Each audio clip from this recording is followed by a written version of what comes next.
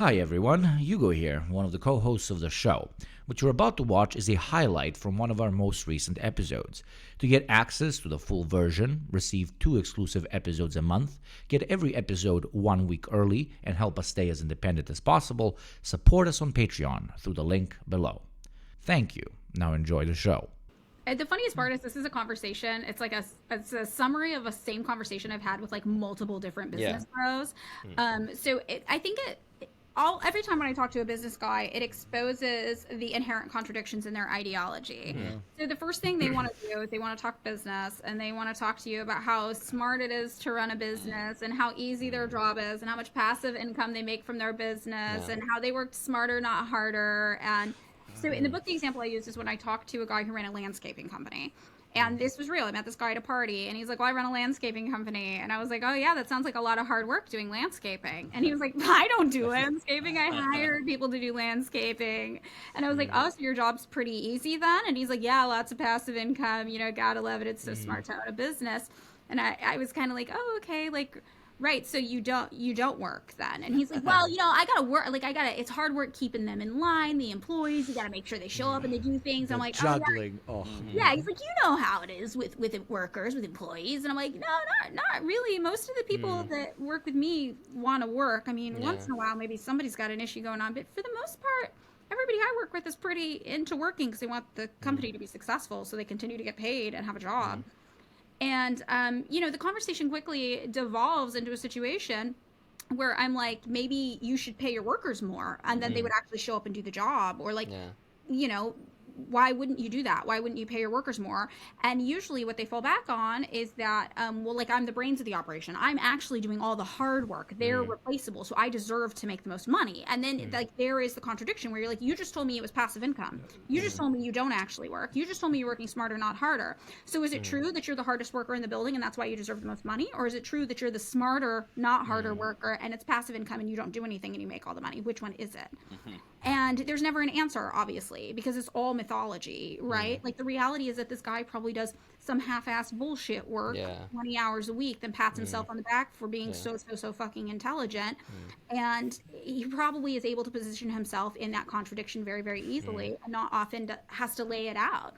And I think there's like an element of safety when people who run businesses come into contact with me because they're like, oh, you run a business, you know how it is. Like, well, I don't know how it is for you actually. And I don't know what you're saying to me because it does not make sense. So this one encounter is kind of like a microcosm of like multiple encounters I've had with people over and over and over again. And they don't really, they don't know. They do not know. And I think that's the thing about like the American indoctrination of like the idea of like what it means to be successful in the United States. And you're just consuming all this information about what success is. Success means outsmarting the other guy. Success means exploiting someone else so you're not the one getting exploited. We saw this kind of ideology also pop up at, I believe, the DNC maybe recently when that person was like, oh, if you're not sitting at the table, you're on the plate. And that's kind of that ideology that people really have in the United States. Like, well, I have to exploit people. I have to be pushing people around. I have to be in control. Otherwise, someone's going to do that to me. And it never even enters people's heads that like, well, what if you just like tried to work with people? What if you just gave it a shot? What if you were just like a human being and just like did a solid and tried to talk to people and work things out together and approach things as a group?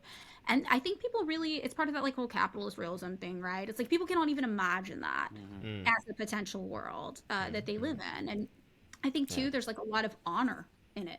Like the United States has made it where like you don't have honor unless you are making a lot of money, unless you're the most important guy in the room. And Hell, you're the one providing jobs. You're the one feeding their families. The shit that comes out of their mouths is absolutely fucking gorgeous. Right. And it's like, and I ended up telling that guy, he was like, well, they need me. And I'm like, but you don't know how to landscape. So it sounds like you need them. You just told me you don't know how to you don't landscape. You don't know how to do anything. Like, what would you do for landscapers? Then he lands with, but the risk. I'm the business owner. I took the risk. Right, and that's the thing too. It's like as a business owner in the United States, you're very protected. The only time you take risk is when you decide to invest in your own business, which is two totally different things. If you choose to invest in your own business, and there have been times when I have not invested in the company at all. There have been times when I personally have invested in the company, but any risk I took was as an investor, not as a business owner. And those are different things. And not all investors are owners, and not all owners invest. And that's just how it goes. And like investment always comes with a risk, but the risk is not associated primarily with ownership. That is a myth that they put on people to try to justify those egregious wages. Imagine the risk the people who are employed there, who would, if they were to be laid off or you were to go out of business as the business owner, imagine the risk that they take. It's way greater and more material. They move their families maybe and their kids and all that kind of, it's a whole thing, right? But I was going to say, one of my favorite things also from the book is how you mention, and it's like, there's so many ideas about how it would be more quote-unquote equitable, but also just how it makes more sense to compensate for said quote-unquote risk. And JT, I remember once in an earlier point mentioned regarding, for example, novelty inventions or innovation, that people could get some kind of bounty. And you parallel that idea, not directly referencing JT, of course, but it was a similar idea in the book where you mentioned, like, okay, well, all the hours that you worked that were not paid because the business hadn't taken off yet, well, that's just like back owed wages that you can pay yourself out. That stuff does not extend in perpetuity through all time in fucking history. You can reach a point where you pay yourself the amount that is fair for the hours worked, and then afterwards you're just a regular employee with maybe an administrative role, if you're even doing the fucking work at all, which the vast majority of these people are not. Yeah, definitely. I think that's a really good solution for that issue, because there definitely were times when I was doing the business when it was just me where I was not making money. There were years that I was not making money, and I haven't gone back and taken compensation for that, but I also feel like if I needed to, that would be something that made sense to everybody on our team, so I feel, to me, I'm just like, oh, that's the past is the past. But I also see, if people are interested in starting a new business on this structure, like take an account of the hours you're working that aren't compensated, keep it, and once the business is at a point where you're able to compensate yourself for that, by all means do it. But it's not like a blank check to write yourself forever, because I don't know, for a year you worked on a project a couple hours every day after your day job. Like that's not how that works. Like if that were how it works, everybody who got really good at like crochet or like baking would have a blank check to be like a millionaire into perpetuity based off of those hours. Like it's whatever. It doesn't make sense. The ideology exists to perpetuate itself. It doesn't need to make sense. Yep. Yeah. It just has to sound good enough. Yeah. Absolutely. But okay, so how does one even go about setting up an operation like this?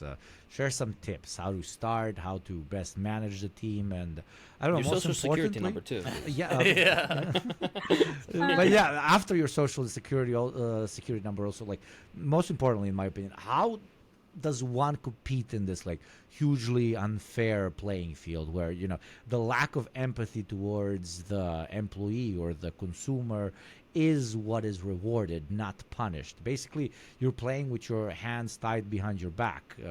Doesn't capitalism continuously scream privatize, privatize, privatize, privatize into your ear, very Sauron style? Because I can totally see it, and you are already kind of said that it does. 400K. Now when it's grown, it's probably 700K. So yeah, how to basically to recap, how do you compete with whack-ass capitalists, and how did you go about setting it up? So I'll address how we set it up first. I talk about this in the book. The business actually started with me and a friend, and she ultimately left to start her own business. And I always joke we probably had like the kindest business breakup of all time, because we just kept trying to give the business to each other. We're like, no, you take it. But at this time, neither of us were making money from it. It was just like this project and this idea. And we both actually started it because we felt like we were in unstable work conditions ourselves. Like my parents didn't go to college. I went to what I thought was college, and it turned out to be a for-profit scam trade school thing. I graduated straight into the Great Recession. I was not able to find work. I kind of cobbled together work doing a lot of like freelancey kind of projects. Great Recession, you would do a freelance project for a company. They'd be net 30. You wouldn't get paid for 30 days till after the project was submitted. Well, guess what? 30 days later, the company went out of business and didn't even exist anymore, because companies were just crashing all around you. It was a really chaotic and difficult time to be a worker trying to find a job. So I did end up finding a job ultimately, but the owner of the company was extremely unstable and fired people on a whim in this very, verbally abusive kind of way. It was a spectacle, and I think it was designed to make you feel like you could lose your job at any second, so you were always trying to prove that you were worth it.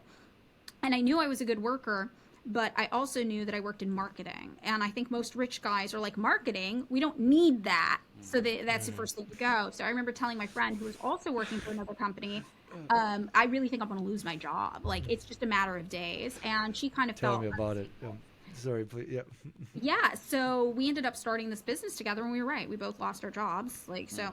But for a long time, we were doing it while employed, and we weren't making any money. So when it ultimately reached a point where I needed to make money from the company, she had already left. It was really a struggle, and I was doing almost everything by myself. I think mostly I was doing everything by myself. And I always tell people, like, if you want to start a company, the advice I give is not to start too big. You need to start where you are, use what you have. Don't try to get a big business loan to start. I wish the company had never taken on debt personally, but I listened to a bunch of business bros who I thought knew more about business than I did tell me that it takes money to make money, grow the business. And now I'm like, More credit score. Buy a fucking Rolls Royce because it's big enough for you to get a tax cut on. I fucking Oh, love yes, yeah. They're always talking about, like, the heavier the car on the road, the bigger the tax break. You just print the name of the company on your whole house, and now it's your office. Actually, bring all your workers to your house. Now it's your office, so you get a tax credit. Yeah, it's incredible. Yeah, no, it's wild. So, I mean, I think that if I could do it all over again, I would not have relied on credit to expand the business whatsoever. And currently, I'm on a plan to try to.